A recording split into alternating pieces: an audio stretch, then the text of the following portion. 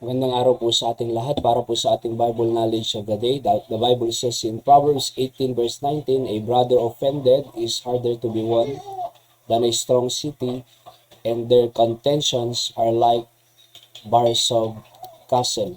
Yan po, a brother offended.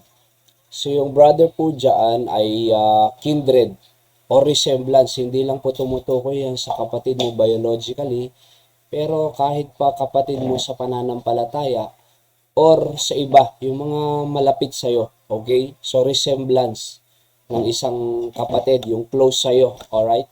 Yung offended naman po dyan, pass siya sa Hebrew word, nang ibig sabihin ay trespass, na nasagasaan, kumbaga, yung kanyang ayaw. Alright?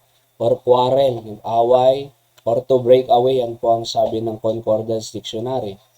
And sabi ng Bible, a brother offended is harder to be won. Mas mahirap pang i-won than a strong city. Yung nag-aaway na city. Alright? Kumbaga, nag-aaway yan na city, kahit matibay yan, mas madali pang i-reconcile. Mas madali pang ayusin ang mga leader dyan sa city na yan kaysa yung isang kapatid na offended. So their contention, sabi ng Bible, yung strife nila, yung away nila, yung quarrel nila is like a bars of castle. Yung bars po dyan, gate of a city or bolt. Nakakita po kayo sa mga palabas, yung gate ng city ng mga palace. Bars of a castle, yung pa-castle ay palace. Talagang napakataas po niyan. Napakakapal po niyang bars na yan. Ganyan po ang kanilang katibay ang puso nila. Gate of city, nakabolt yung kanyang puso. Kaya nga mahirap iwan eh. So, mahirap iwan. Kaya nga po napakaganda na ipapahamak po tayo ng pagiging offended. At pride po yan. The Bible says, pride goeth before destruction. And God resisted the proud and giveth more grace to the humble. So, pagka na-offend, tignan nyo po dito, sabi ng Bible sa Psalm 119:165, great peace have they which love thy law, nothing shall offend them.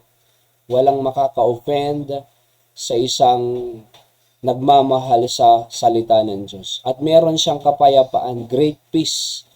Meron siyang kapayapaan sa kanya dahil may salita siya ng Diyos. Nothing shall offend them.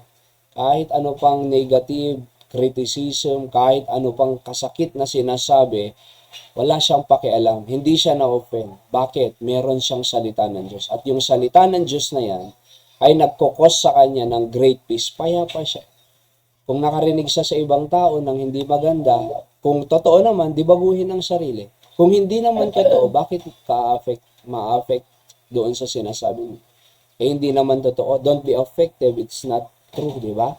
Kung totoo naman, ginagamit sila ng Diyos to adjust yourself, to help you grow, mga kapatid. Kaya nga, nothing shall offend them kung may salita ka ng Diyos. And you have great peace. Kung mga salitang yan, nakakatulong yan. Kung hindi totoo, hayaan mo. Ganun po kasi. So, sa ating principles of the day, if you are offended, then open your heart for settlement. Diba? Kasi pag hindi mo inopen yung puso mo for settlement, diyan ka na lang sa pagiging offended. Daladala mo yan hanggang sa kamatayan. Number 2, nothing shall offend you if you open your heart to the Bible. Number 3, sabi ko pa dyan, wala akong makita mga English word, ang taong offended ay nagkukulang ng salita ng Diyos. Kasi great peace have they which love thy law, nothing shall offend them. Kukulangan lang po yan sa salita ng Diyos. Kaya magbasa, mag-aaral, makinig ng preaching. Number 4, being offended will miss a lot of opportunities. Pag ikaw ay no-offend, you will miss a lot of opportunities. Sayang naman yung mga opportunity na ang Diyos hinahanda para sa iyo dahil offended lang, dahil lumayo sa kalooban ng Diyos. Okay? So, manatili po tayong mapagpakumbaba, magpakorek, mahalin ang salita ng Diyos, at for the glory of the Lord. Okay, magandang gabi, araw po sa ating lahat. Yan po ang ating Bible knowledge of the